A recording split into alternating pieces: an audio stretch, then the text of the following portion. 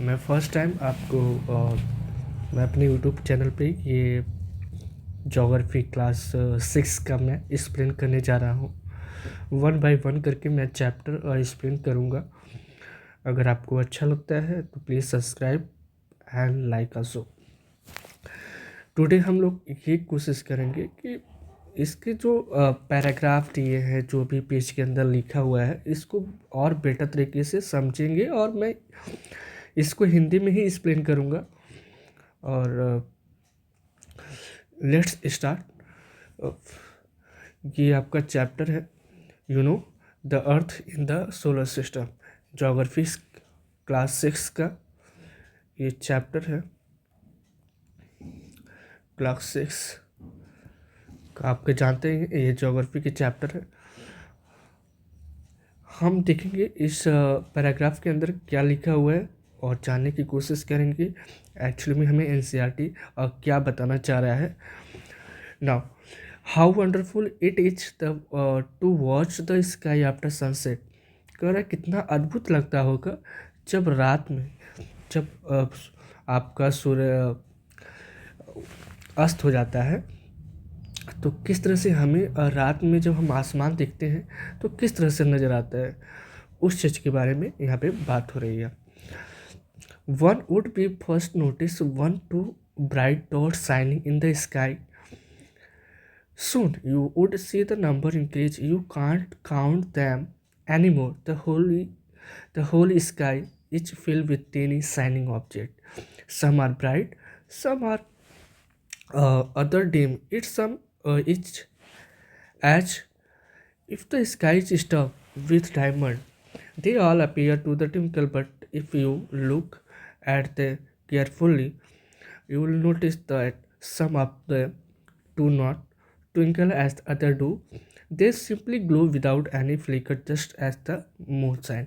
अब मैं आपको एक्सप्लेन करने जा रहा हूँ कि एक्चुअली में इसकी जो पैराग्राफ है इसमें क्या लिखा हुआ है। फर्स्ट मैं यह बताना चाहता हूँ कि ये जो स्टफ लिखा हुआ है इसकी मीनिंग क्या है। पहले हमें जैसे होता है ना, हम जब पढ़ते हैं तो हमें ऐसा लगता है कुछ ऐसे वर्ड मिल जाते हैं जिसकी वजह से पूरा पैराग्राफ ही नहीं समझ में आता है। तो हम कोशिश करेंगे जो वर्ड आपके लिए हार्ड नज़र आए उसकी मीनिंग पहले बता दें फिर एक्सप्लेन करें। जैसा कि इसकी मीनिंग है जड़ा हुआ। क्या? जड़ा हुआ।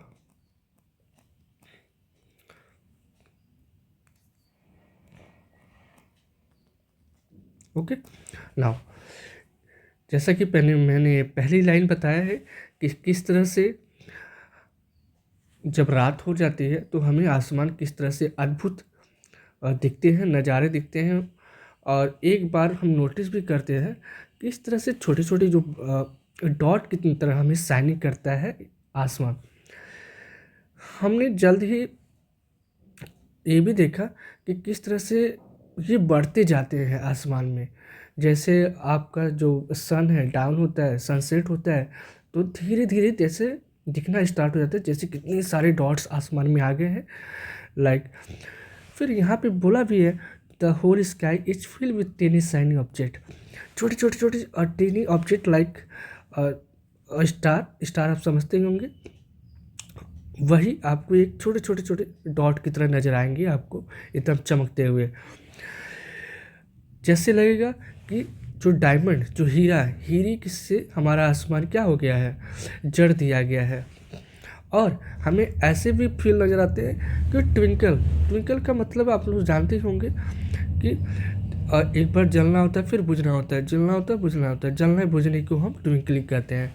और ये ट्विंकलिंग आप जब बड़े हो जाए, बड़े मतलब जब आप हायर क्लास में जाएंगे तो ट्विंकलिंग की आपको बताया जाएगी एक्चुअली में ट्विंकलिंग होता कैसे है।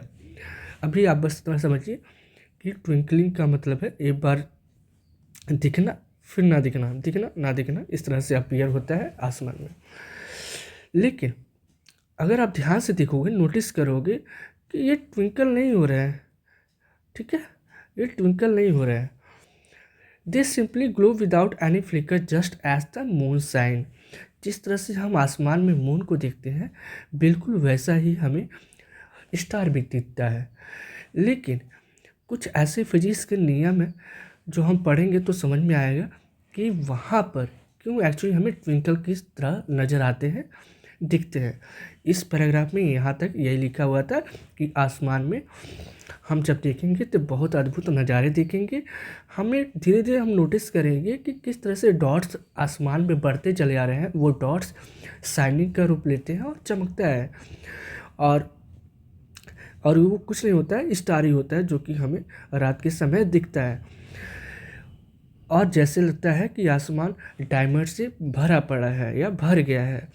और उसी समय हमें ये भी दिखता है कि जो आसमान में जो स्टार है वो ट्विंकलिंग कर रहे हैं, जल रहे हैं, बुझ रहे हैं, जल रहे हैं, जैसे लग रहा है कोई बल्ब जला रहा है, बुझा रहा है। लेकिन अगर हम ध्यान से देखेंगे तो वहाँ पे ऐसा कुछ नहीं हो रहा है। वो एक्चुअली में सन अपने पोजीशन पे जल ही रहा होता है ऑल टाइम।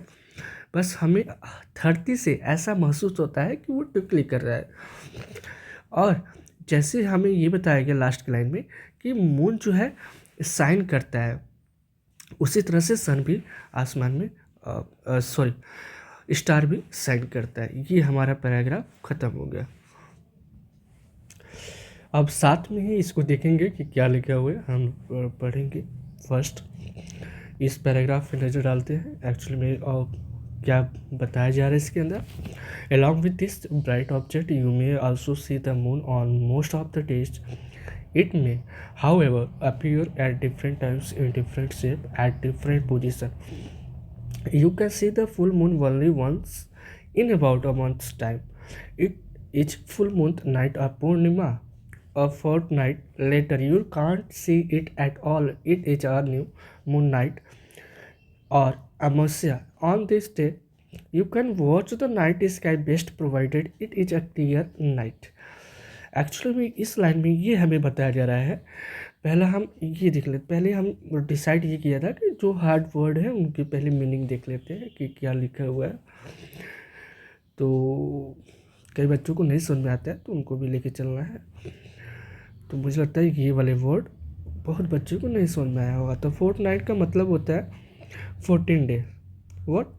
14 डे। इसके अंदर 14 डे आते हैं, इसका मतलब यही हुआ है। बाकी मुझे नहीं लगता है कि कोई ऐसे वर्ड है जो कि नहीं समझ में आएगा ना। अब हम लोग समझते हैं कि यहाँ से लेके यहाँ तक क्या लिखा हुआ है। इन चमकीली वस्तुओं के साथ आप अधिकांश दिनों में चंद्रमा भी देख सकते हैं, ऐसा ये बोल रहा है। तो हम इस एग्जैक्ट वर्ड समझने की कोशिश करेंगे। ये बोल रहा है कि जब हम आसमान में देखते हैं तो चमकीले जो वस्तु स्टार दिख रही होती है, उनके साथ साथ अधिकांश मतलब कुछ दिनों तक चंद्रमा भी चमक रहा होता है। अब आगे की लाइन में क्या लिखा हुआ है, हालांकि ये अलग अलग समय, अलग अलग आकार और अलग अलग स्थिति में दिखाई दे सकता है। कहने का मतलब है जो कि मैंने यहाँ पे बताया ना, फोर्टनाइट, यही भी इसकी बात हो रही है कि it may be how ever appear at different time in different shape and different position. हालांकि ये अलग अलग समय, अलग अलग आकार और अलग अलग स्थिति में दिखाई दे सकता है।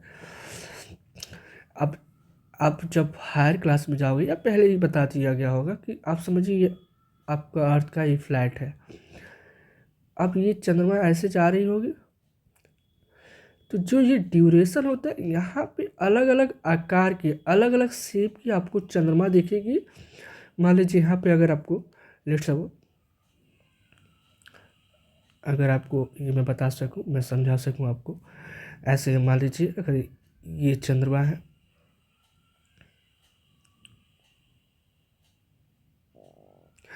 ये आपका टोटल 14 डेज का है। मुझे लगता है ये 7 डे होने चाहिए और 7 डे इधर होने चाहिए।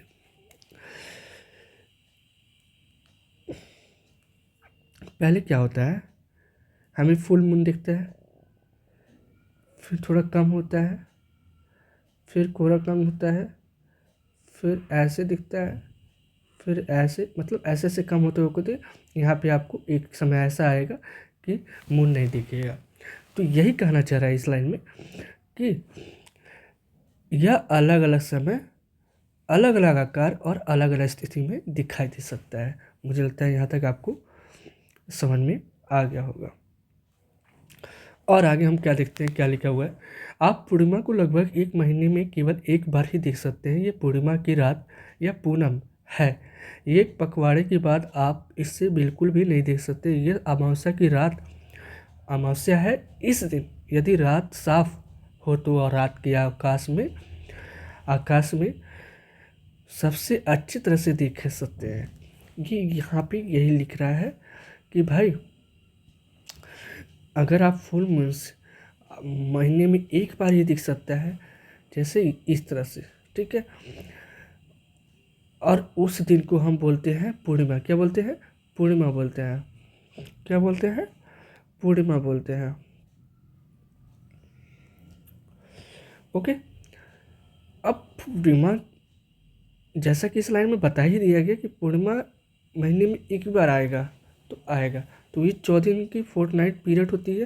तो यहाँ पे बताया लगभग 14 दिन के बाद।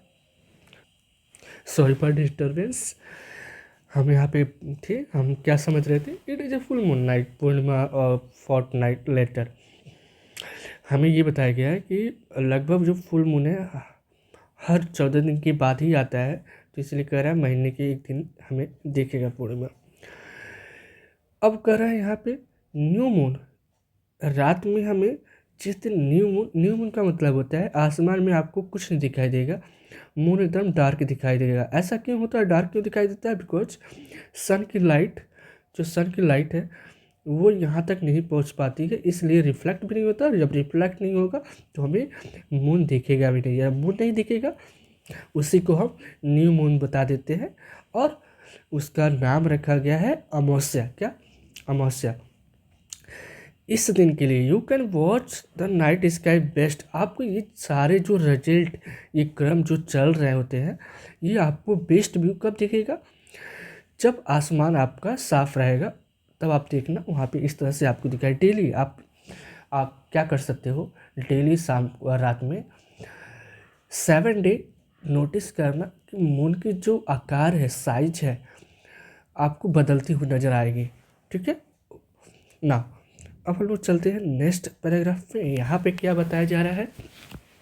Do you wonder why can't we see the moon or those bright tiny objects during daytime?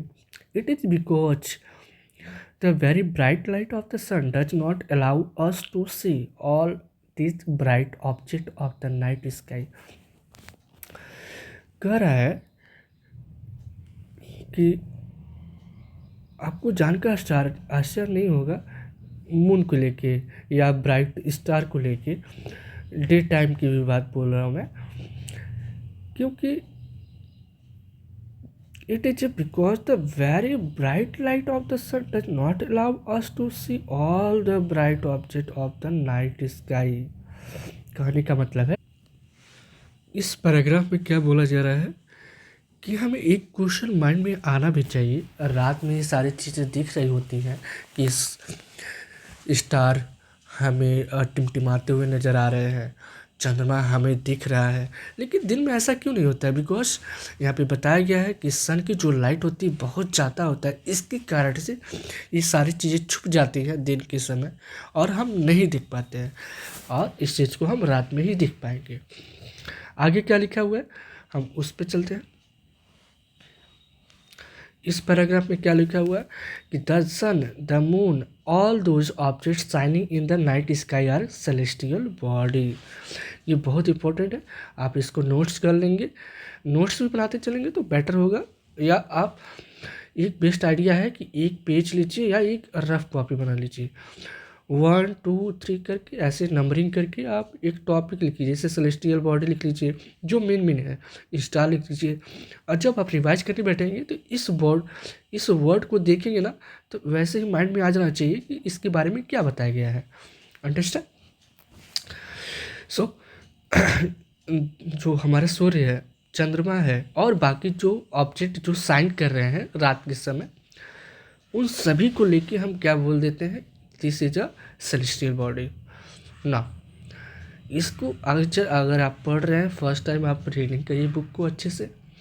Next time जब आप बुक पढ़ेंगे तो साथ में जो भी आपकी कीवर्ड्स, लाइक ये कीवर्ड्स ही बोलते हैं आपके, ठीक है, जो कीवर्ड्स बोलते हैं उनको बारे में अच्छे से लर्न कर लेना है। सेकेंड टाइम में यही करिए कि सारे डेफिनेशन को एक साथ लर्न करने की कोशिश करिए चैप्टर वाइज। अब यहाँ पे देखते हैं क्या बताया गया। सब celestial body are very big and hot, they are made of gas, they have their own heat and light which they emit in large amount. This celestial body are called star. The sun is a star. यहाँ से यहाँ तक क्या बोल रहा है, जो अभी आपने सेलेस्टियल बॉडी के बारे में पढ़ा कि हमने देखा कि सन, मून और जो भी सब ऑब्जेक्ट रात के समय चमकते हुए हमें नजर आते हैं उन सबको हम सेलेस्टियल बॉडी कह देते हैं। तो कुछ ऐसे सेलेस्टियल बॉडी हैं, यहाँ पे बोला कुछ ऐसे सेलेस्टियल बॉडी हैं जो कि बड़े और हॉट होते हैं, गर्म होते हैं, और वो किस चीज़ के बने होते हैं, गैस के। किस चीज़ के बने होते हैं, गैस के। ये बहुत बढ़िया, ये आप पॉइंट आउट कर लीजिएगा कि कुछ ऐसे सेलेस्टियल बॉडी होते हैं जो बड़े होते हैं और गर्म होते हैं और साथ में ही वो गैस से बने होते हैं। किस से बने होते हैं, गैस से बने होते हैं। वो अपने पास खुद का हीट और लाइट होता है उनके पास, और वो लार्ज अमाउंट में प्रोड्यूस कर रहे होते हैं। और जो ये सेलेस्टियल बॉडी है इन्हीं को हम बोल देते हैं स्टार। क्या बोलते हैं, स्टार। अब हम ये देखेंगे कि जो आसमान में टिमटिमाते हुए आपको स्टार दिख रहे थे, ये तो दूर थे, इसकी वजह से आपको छोटे छोटे नज़र आ रहे होंगे। लेकिन सन एक ऐसा है, स्टार है जो हमारे से पास, हमारे प्लेनेट के पास है। इसकी वजह से हम इसका नाम क्या रख दिया, हमने सन रख दिया है। लेकिन एक्चुअली में ये क्या है, स्टार है। एक्चुअली में क्या है, ये स्टार है। ये पॉइंट नोट आउट कर लेना कि भाई जो सन है हमारा वो स्टार है। अंडरस्टैंड। नेक्स्ट हमारा क्या लिखा हुआ है, countless twinkling star in night sky similar to the sun but we do not feel their heat or light, they look so tiny of because they are very very for us. अभी मैं इस paragraph के अंदर जो बात बताई है वही चीज़ इसमें लिखा हुआ है कि हम देखते हैं कि कितने सारे वो टिमटिमाते हुए स्टार आपको आसमान पे दिखेंगे। वो भी एक तरह से सन है, क्या सिमिलर टू सन है, बट हम फील नहीं करते उनकी गर्मी, उनकी लाइटें, वो फील नहीं करते। ऐसा इसलिए होता है क्योंकि वो बहुत दूर होते हैं, जो कि हम जैसा कि हम देखते हैं आसमान में, और इसी वजह से वो हमें छोटे छोटे दिखाई देते हैं। लेकिन हमारे पास में एक स्टार है जो कि सन है, और इस वजह से हम उसकी प्रभाव देख पाते हैं कि वो हीट कर रहा है, गर्म लग रहा है हम लोग को। लेकिन ऐसा स्टार में नहीं होता है। नाउ हम लोग अब आ गए हैं क्वेश्चन आंसर पे। तो क्वेश्चन आंसर आप के क्लास में या स्कूल में बताया जाएगा, तो आप आंसर राइट करिए। बाकी हम एक्सप्लेन कर देते हैं कि क्या आंसर होना चाहिए। How does a planet differ from the star, क्योंकि हमें बताया गया कि स्टार जो इसके पास एक क्या होता है, लाइट खुद की होती है एंड हॉट होता है, बट ये हमसे दूर होता है, इस वजह से हमें इसकी कोई प्रभाव हमारे पर नहीं पड़ती है। तो इसी के बारे में बताना था कि प्लैनेट से और स्टार में क्या डिफरेंसेस है। प्लैनेट्स के पास अपना खुद का लाइट नहीं होता है, वो सन की रोशनी से ही चमकता है। सेकेंड क्या है, what is the mean by the solar system. Solar system का मतलब क्या है, सोलर सिस्टम का मतलब है कोई बॉडी या उसकी कुछ प्लैनेट होंगे जो उसको चक्कर लगा रहे होंगे, इसी को हम सोलर सिस्टम कर देंगे। क्या कर देंगे, सोलर सिस्टम। ऐसा हमारे सोलर सिस्टम होता है, ये सन है, और ये हमारे 8 जो प्लैनेट होते हैं वो इनके रिवॉल्यूशन कर रहे होते हैं, ऑर्बिट पर चक्कर लगा रहे होते हैं सन की। नेक्स्ट क्वेश्चन क्या है, name all the planet according to the distance from the sun.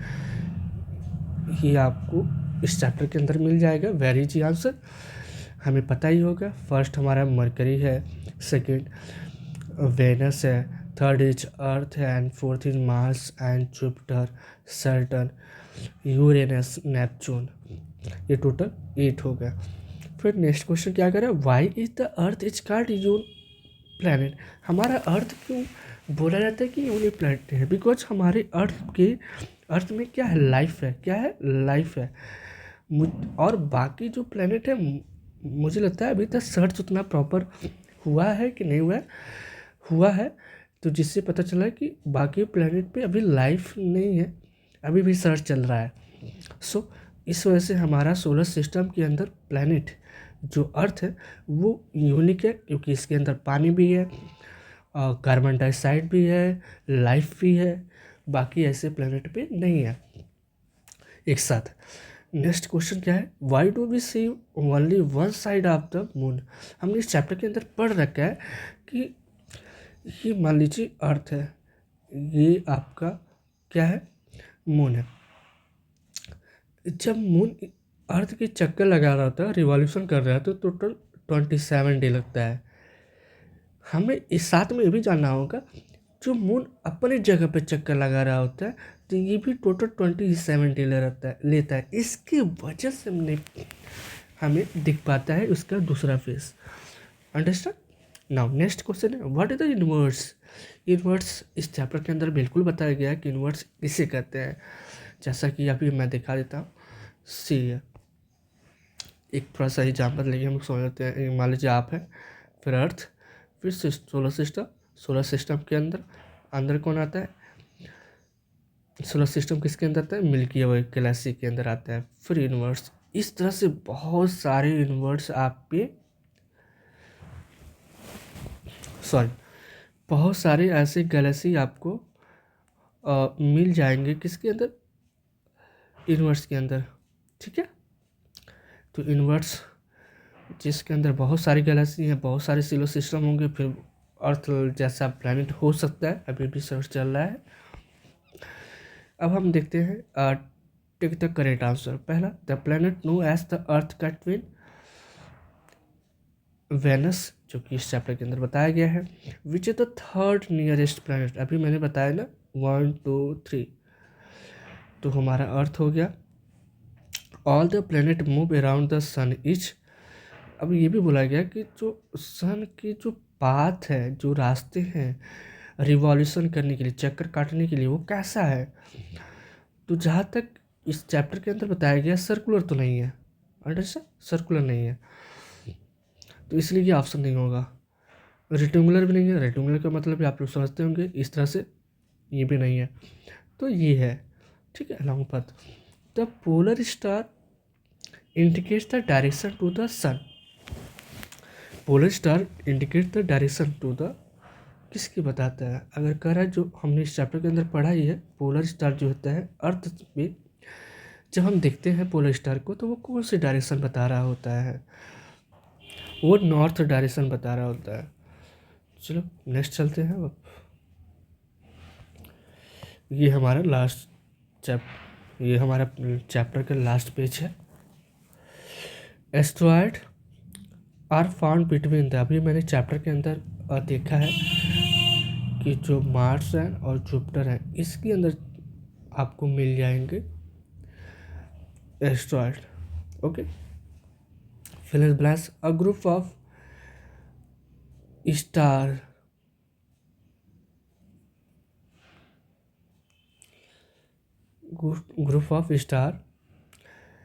forming various pattern is called, कह रहा है कि जो स्टार के समूह बनेंगे, उसकी जो पैटर्न बनेगी, उसको हम क्या बोलते हैं, कॉन्स्टलेशन, जैसा कि इस चैप्टर के अंदर बताया गया है। Now the whole system of star is called, आपको पता ही होगा, जब ज़्यादा आपको स्टार मिलेंगे तो उसको हम गैलेक्सी बोल देंगे, और कई सारे गैलेक्सी को मिला के क्या बनता है, यूनिवर्स मिलता है। अब यहाँ पे क्या होना चाहिए, is the closest celestial body to earth. Earth की सबसे पास कौन होगा, वो कौन सी सेलेस्टियल बॉडी। अब सेलेस्टियल की बॉडी दोनों अंदर आते हैं, जो चमक रहा था वो भी, जो नहीं चमक रहा था वो भी। तो हमें जहाँ तक पता है कि इस चैप्टर के अंदर मून बताया गया है। Next, third nearest planet to the earth, sun, तो ये हमारा अर्थ होगा। Planet do not have their own क्या डैश। ओके, तो जो हमारा प्लैनेट है उनके पास क्या नहीं होगा, इस चैप्टर के अंदर हीट बताया गया है एंड लाइट बताई गई है। Now I finish this chapter, और आई होप आपको ये समझ में आया होगा। तो please subscribe and like the channel. Thank you.